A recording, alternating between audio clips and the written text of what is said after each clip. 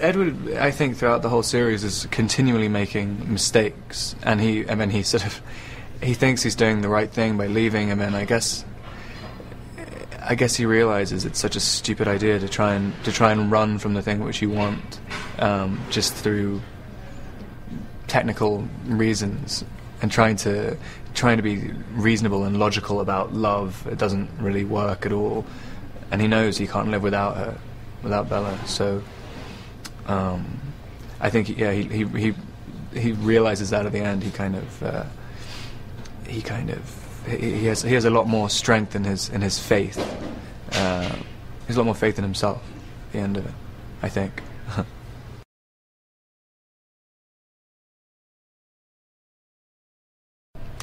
It is like today, for instance, the people screaming when you go onto the set. I mean, it's a completely different experience.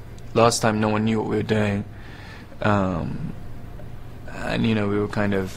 we didn't even really know what type of film we were making. Where we kind of did, but not really. We didn't know what the success with it was going to be or anything.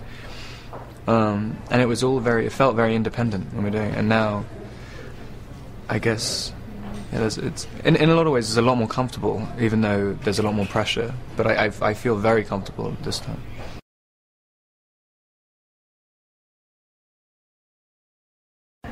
It's strange. I do a lot of looking at the ground when I'm walking around. But I mean, yeah, it's funny. It's kind of a relief to be actually working, because I mean, in a lot of ways, you feel like you're kind of working all the time because it was so big, and it's a strange thing to adapt to people recognizing you on quite a large scale, over a very short period of time.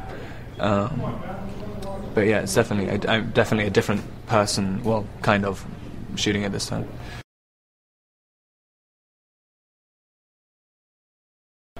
Obviously, there's a sort of connotations preconceptions of vampires are always to do with.